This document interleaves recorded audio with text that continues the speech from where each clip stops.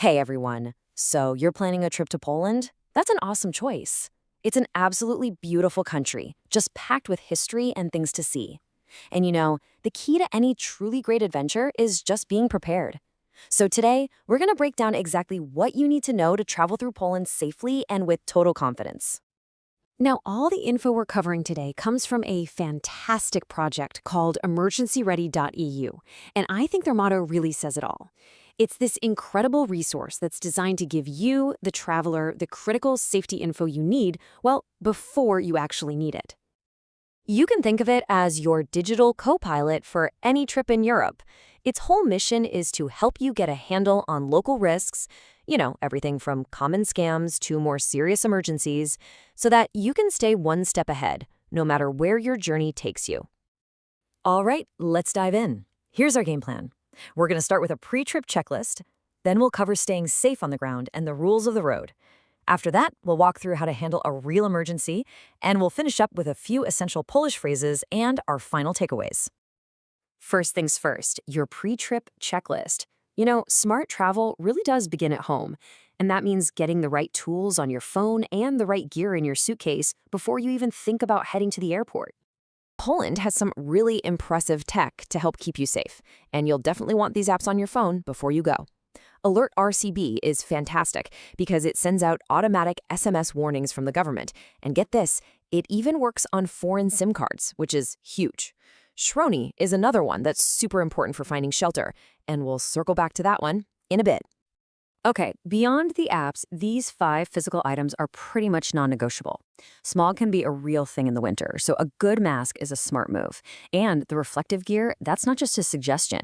It's actually required by law if you're walking on roads outside of towns at night. The others are just essential for staying powered up and finding your way around if cell service gets spotty.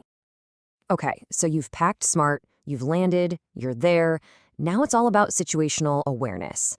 Like any popular tourist spot, Poland has a few common scams, but they're honestly super easy to avoid once you know what you're looking for. Your best strategy here is just to trust technology over random convenience. So instead of hailing a cab on the street, just use an app like Bolt or FreeNow. For cash, please skip those counter exchange booths in tourist traps and just use a real bank ATM. And when you're out at night, just keep an eye on your stuff and your drink. Standard street smarts really do go a long way. All right, let's shift gears and talk about driving. If you're renting a car, you're going to want to pay close attention here. The road rules in Poland are strict, and they take enforcement very, very seriously. So you need to know this stuff before you get behind the wheel. This number right here is the single most important rule for driving in Poland. The blood alcohol limit is 0.02%. What does that actually mean? Well, for most people, it's basically zero. One small beer could put you over the limit. So the only safe and legal policy is zero tolerance. If you're driving, you don't drink. Period. And here are 2 more unique rules you just have to remember. In built-up areas, the speed limit actually goes up a little at night, from 50 to 60 kilometers per hour. And your headlights, they have to be on at all times. Day, night, sunny, cloudy, doesn't matter. They're on 24/7. It's mandatory. Finally, your car legally has to have these 3 items inside: a warning triangle, a fire extinguisher that's within your reach as the driver, and a reflective vest. And really, they expect one for everybody in the car. Now, your rental should have this kit, but it is always your responsibility to double-check before you drive off.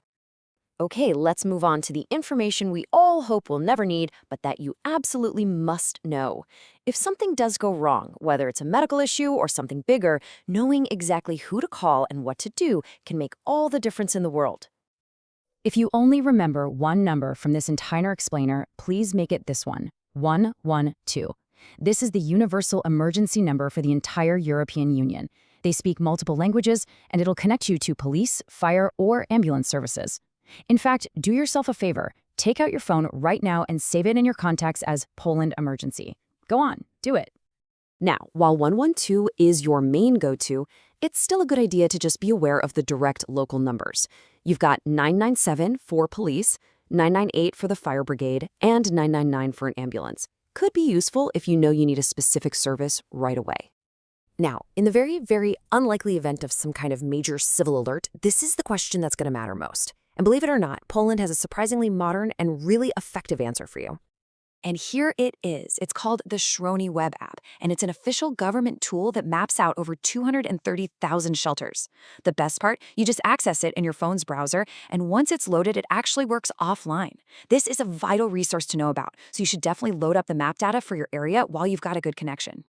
All right, finally, let's add one last tool to your kit: language. In a really stressful situation, just knowing a few key phrases in Polish can make a huge, huge difference in getting the help you need and getting it fast.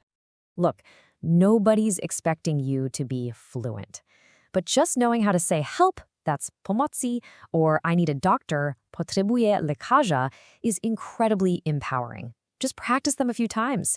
Knowing these by heart could be absolutely invaluable.